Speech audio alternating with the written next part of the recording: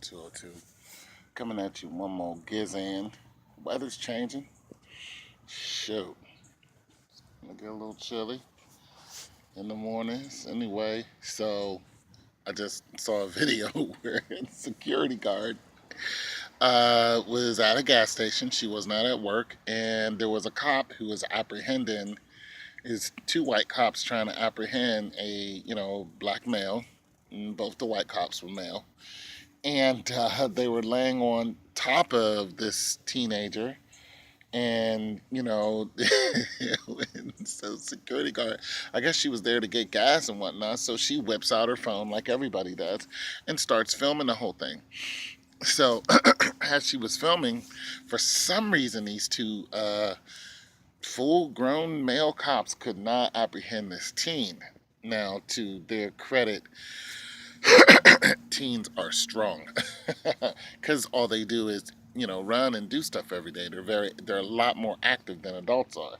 So, but nonetheless, they had him on his back. They was trying to turn him over, but the position they had him in didn't look like they were trying to turn him over. It's like, put your hands behind your back while I'm laying on my back. But anyways, nonetheless, so the female security guard, not officer, was filming the whole thing, walked around him, and the officer looked at her and said, "Help me, stop filming and help me." Uh, Needless to say, she didn't. She just kept filming. So she got fired from the company that she did work for. Mind you, she was not at work at the time. But they felt like she should have helped the police officer because she is a security guard. Let me tell you something. I used to be a security guard, especially when you're an unarmed security guard. There's just a certain level of danger that you're not trying to get into. You're just not, okay? Uh, as a man, what I would have helped him, I probably would have, but I would have been like, "What do you want me to do?" type of thing. For one thing, there are different levels of security. Some security guards just, I mean, they're guarding very non-violent, like the library. You know what I mean? You just, what I'm saying? You just don't expect it to go down. It's going down at the library. You just don't expect it to go down with, little third and fourth graders there reading about Snoopy and whatever. You just don't. Nonetheless, there could be a brawl or something happen every now and then between teens, and some adults get into it, but you just don't expect it to get too bad.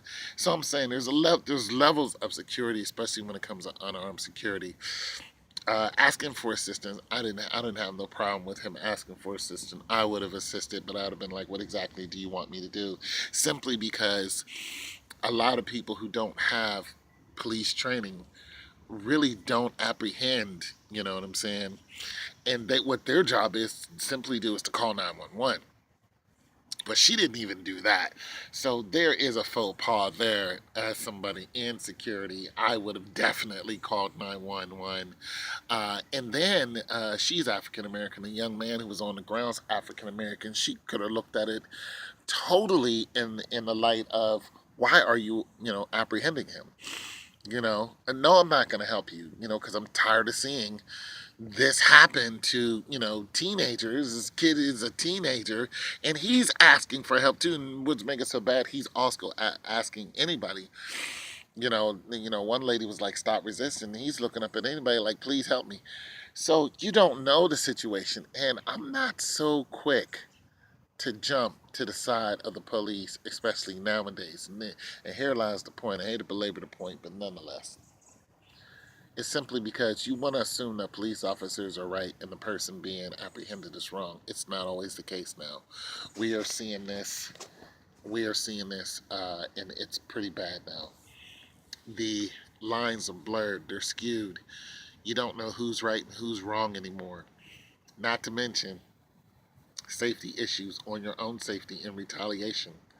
We know that, if you're, I don't know what city it's in, but if you're in places like, Chicago, it's a good chance somebody's gonna come see you if you get involved with some of these matters. So people are just thinking about their sheer safety, because these youngsters now are taking people off of this planet quickly, and they don't care who you are. you know they don't care if you're around your kids. They don't care if you're male or female. they're getting you. So there's also that issue, because she didn't say anything. She just filmed. She didn't say nothing. So I am looking at this in a lot of different views. Like, this woman was probably trying to protect herself. Like, what do you want me to do here? You know what I'm saying? But should she have called 911? That's almost like any citizen should have done that. Call 911. But like I said, getting involved in any shape, form, or fashion can get you offed. It really can. So now the New York police have made a statement and said anyone,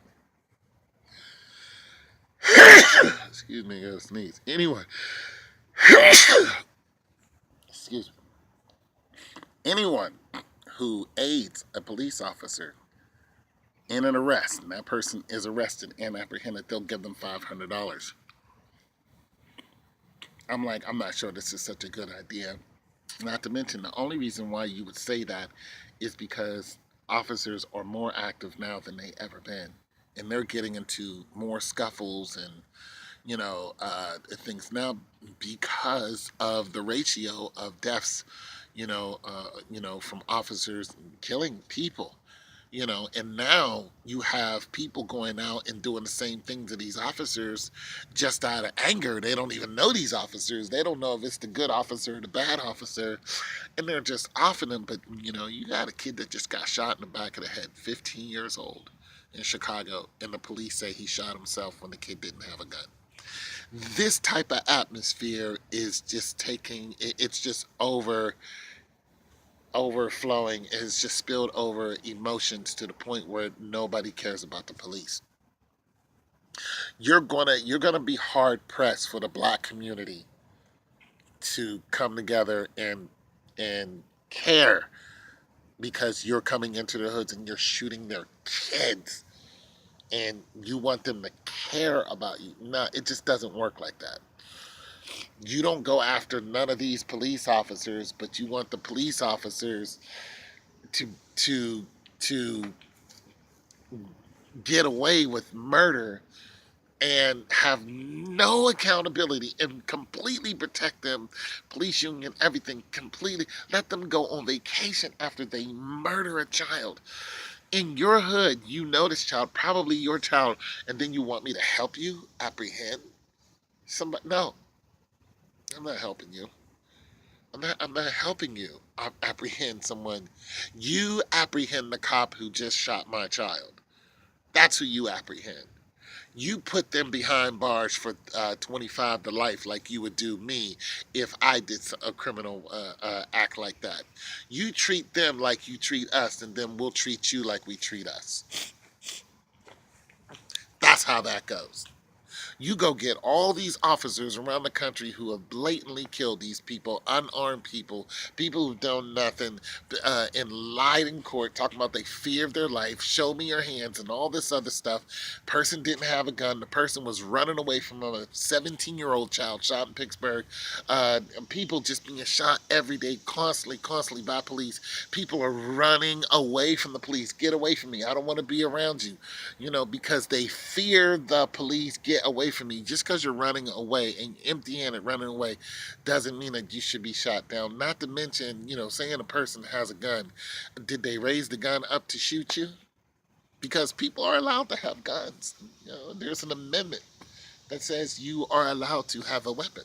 But you would believe that black people are not allowed to have weapons. Oh, he had a gun. That's it. Did he shoot you? Did he shoot at you? Did he raise the gun and shoot at? Did you see the weapon? A lot of times they don't even see. They just gun and just blow this person away like they did. Forgot what the young man's name is. Forgive me. But they just said gun and shot him 20 times. So no, we're not helping you. You can keep your $500. You go apprehend these murdering cops out here. That's what you do. You know, that's what you go do. Shooting 4-year-old, little boys and 8-year-old little girls. You go get them who did that. You go get these judges who allowed this to happen. You put them in jail. You go get these juries who are allowing this to happen. You put them in jail. But you don't tell the sit-ins to arrest citizens when some people are being arrested for non-arrestable offenses and they're going to jail and never coming back. And then you're hunting these people down. You're harassing them every chance you get. You're harassing the places they work. You're just rolling up and just doing heinous. You are the criminal that we're afraid of. Every crime, you know, on the street, the police are committing. And you want our help to, it doesn't, nah.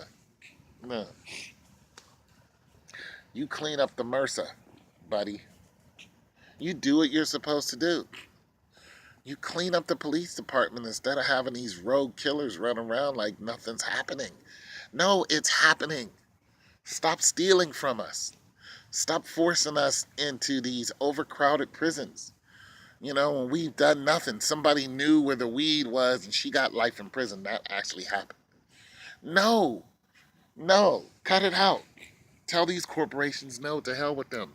Protect the people like you're supposed to. And then the people will protect you. They will come to your aid. We need police officers. We need a law enforcement. Uh, um, we need security. We need people to have fear of going somewhere that's uncomfortable for them for the rest of their life if they commit heinous crimes, but not if they know where weed is. Not if they're walking down the street minding their business and all of a sudden you jump on them and they fight you back like they're supposed to and protect themselves like they're supposed